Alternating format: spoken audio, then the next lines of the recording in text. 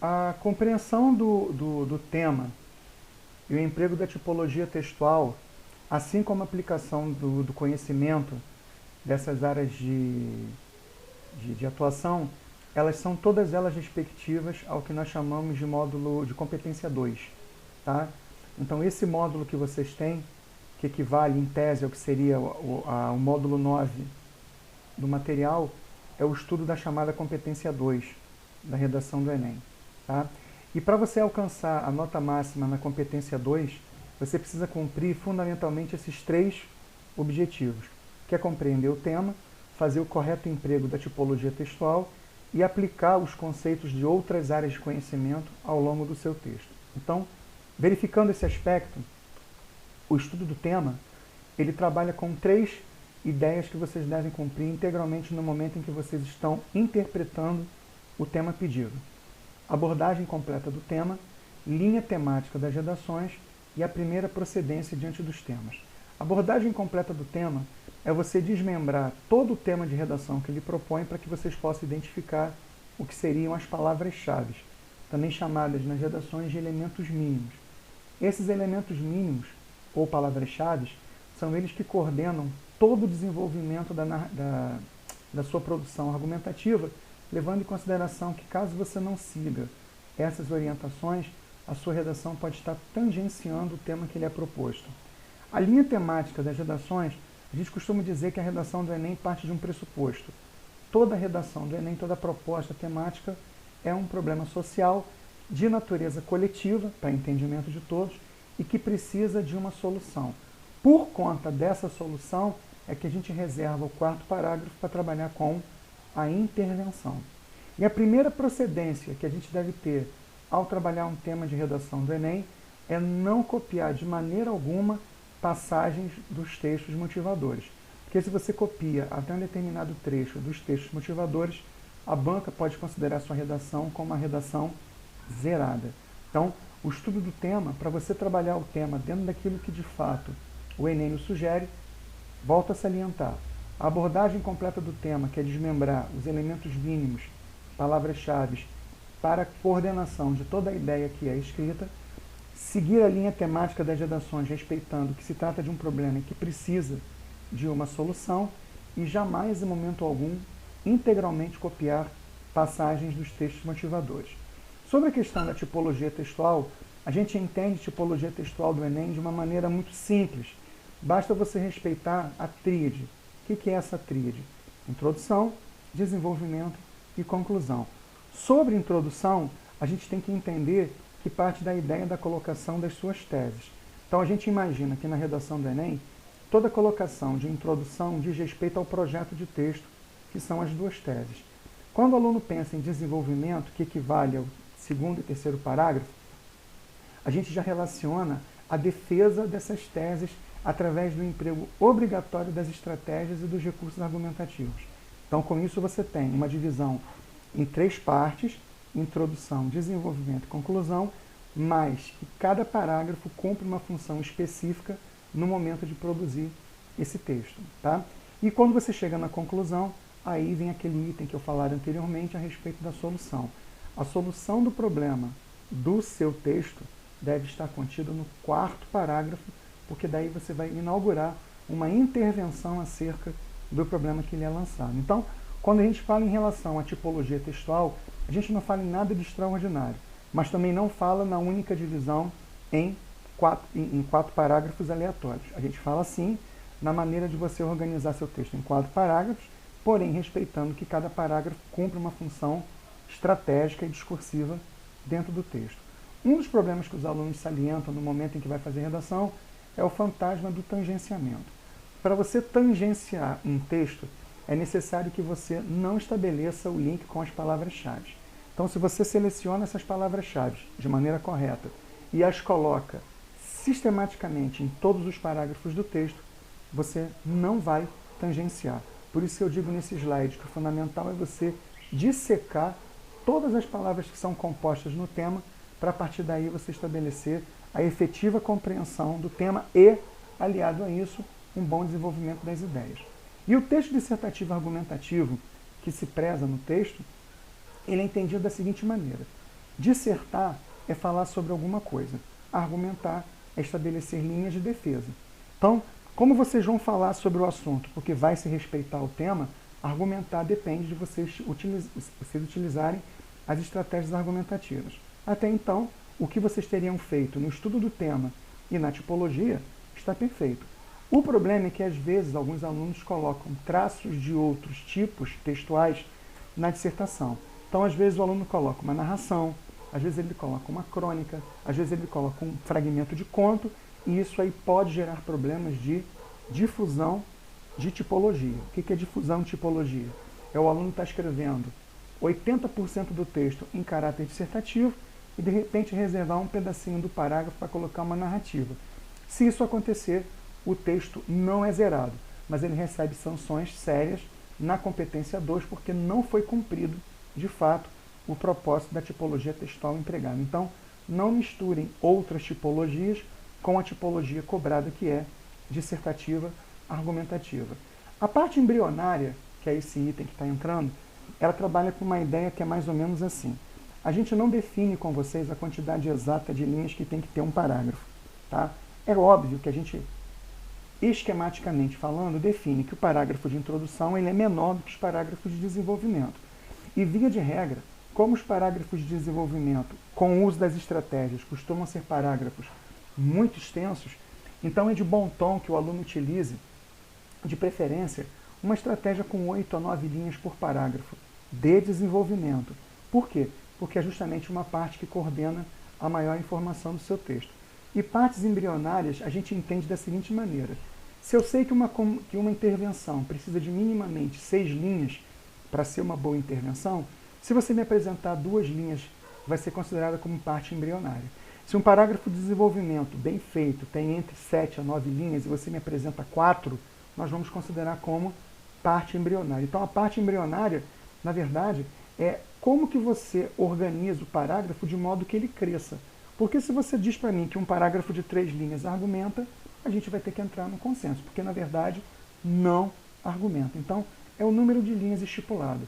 Se vocês fizerem matematicamente 6, 8, 8, 8, né? Nessa ordem de introdução, desenvolvimento 1, desenvolvimento 2 e conclusão, não haverá o fantasma das partes embrionárias.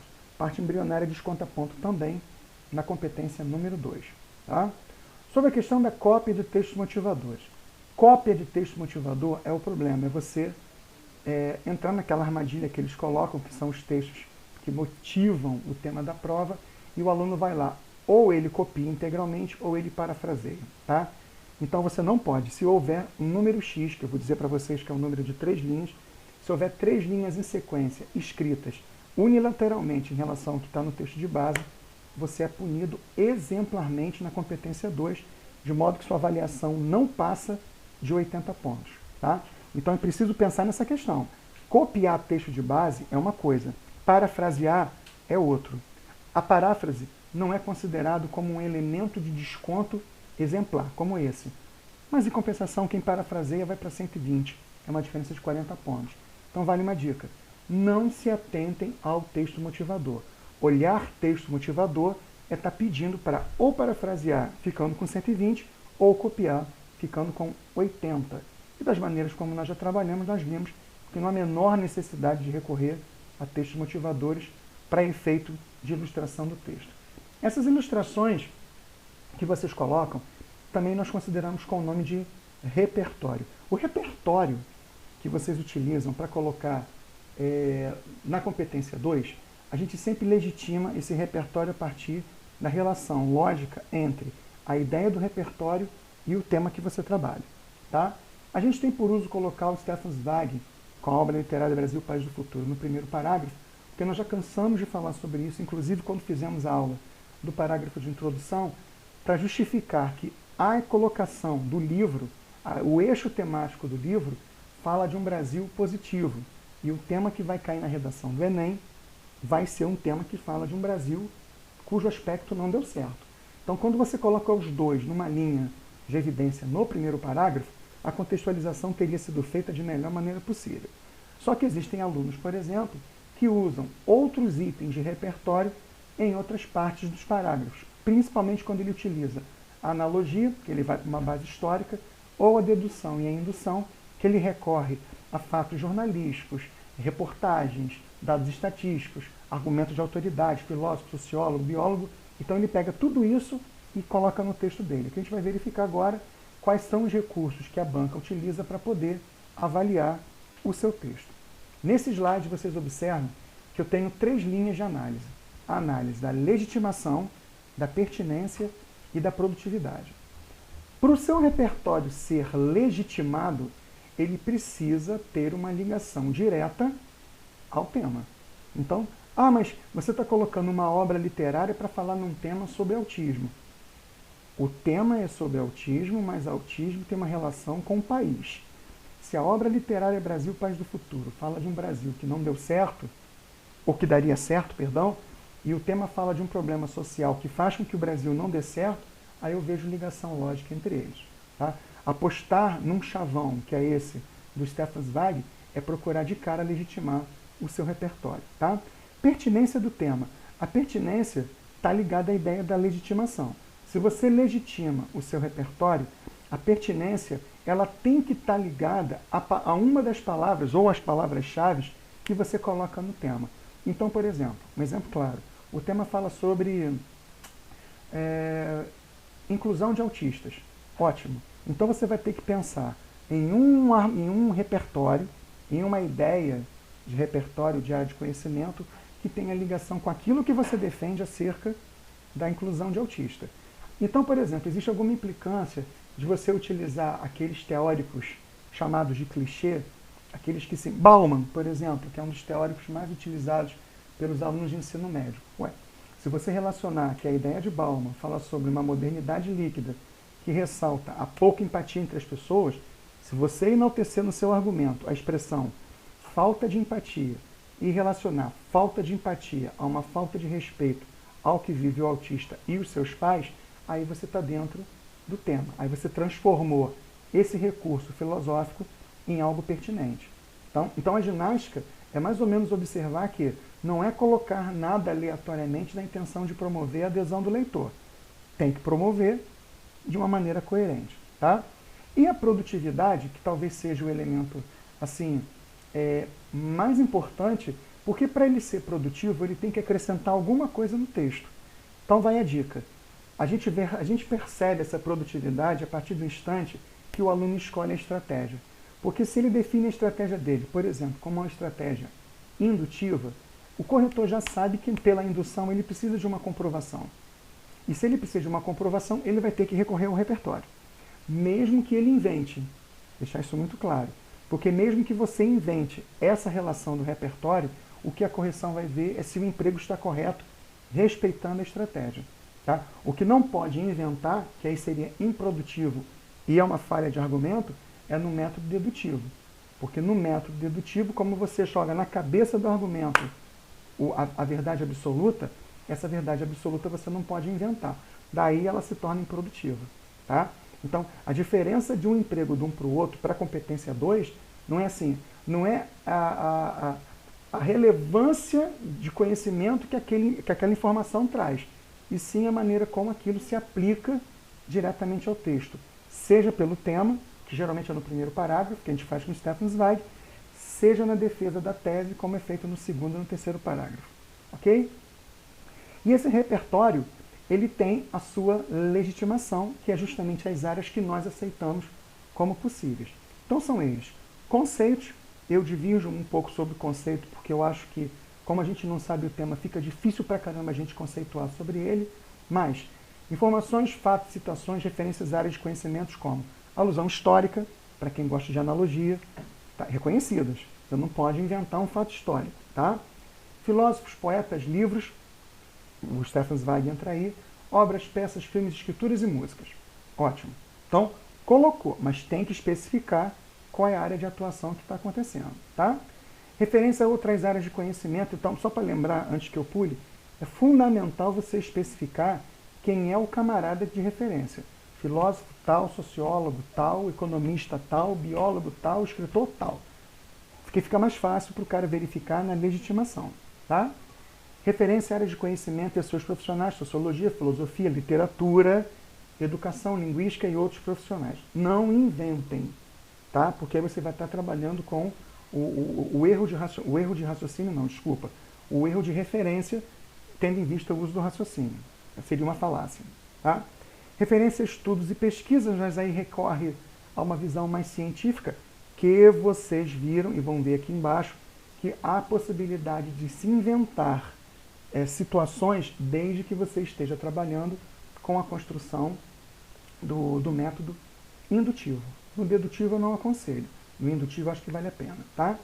Referência a personalidade, celebridade, isso é muito relativo, porque às vezes a pessoa vai querer botar o Babu Santana para ser uma referência de redação.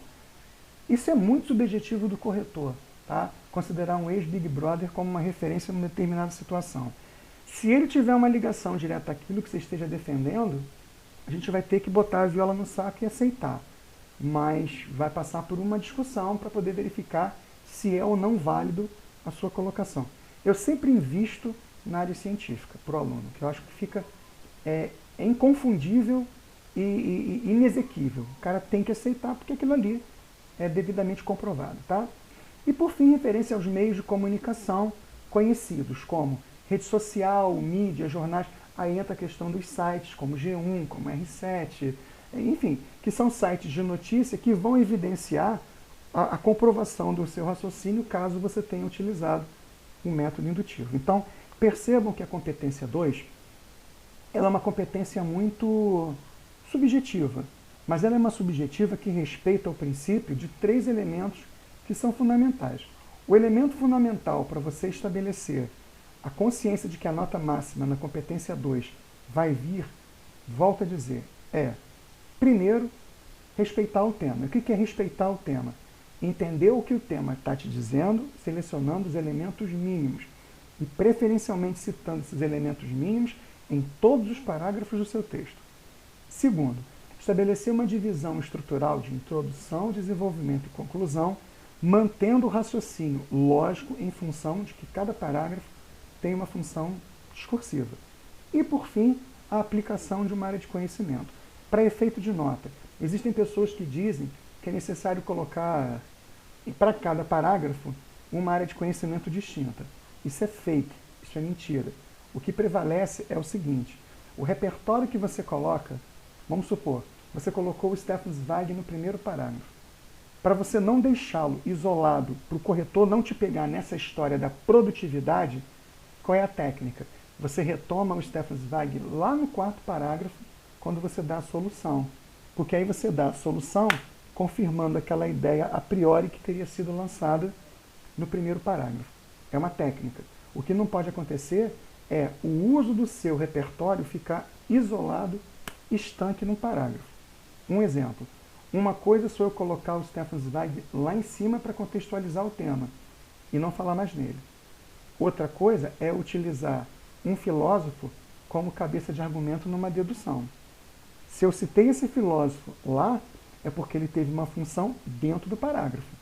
Se eu citei uma reportagem no 3º parágrafo como comprovação de indução, é porque ela tinha uma função específica no parágrafo.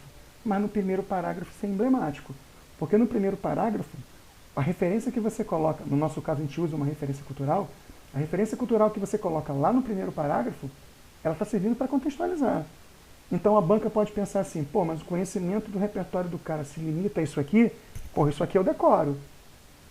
Aí ele pode te pegar nisso aí, ele pode te punir em 40 pontos nisso aí. Então o que você faz para fugir dessa armadilha? Lança o Stefan Zweig no primeiro parágrafo e no seu 4º parágrafo, você, após ter lançado toda a proposta de solução, você diz que se caso tudo aquilo que você propõe como intervenção se for possível, quem sabe assim o mundo ideal, o mundo próspero, o Brasil do futuro de Stefan Zweig não seja uma verdade. Aí você vê que o camarada vai ver que a referência que coloca lá em cima é a mesma referência que coloca aqui embaixo, e aí ele vai ver que de um uso isolado, estanque, teria sido um uso proveitoso e produtivo. Então, a competência 2 da redação do Enem, que é o elemento, que é o módulo que nós estamos trabalhando com vocês, tem essas caracterizações e essas funções. Seria muito interessante que vocês fizessem uso toda vez que fossem apenados em alguma pontuação na competência 2. Se você é uma pessoa que faz a competência 2 e sempre tira 200 pontos, entenda-se que você compreendeu o tema, sabe dividir um texto dissertativo e, melhor, sabe aplicar uma área de conhecimento de maneira produtiva dentro dos limites desse texto dissertativo. Beleza? Então a gente fecha por aqui, lembrando sempre que a competência 2 ela não tem ligação nenhuma com a competência 3, que é um outro papo que nós já vimos, inclusive, quando falamos sobre as estratégias argumentativas. No entanto, as estratégias argumentativas, elas voltam um pouquinho à frente quando a gente trabalha com o aluno uma coisa chamada planejamento de texto, mas a gente deixa isso para próximas aulas. Valeu? Beijo em todos. Um abraço.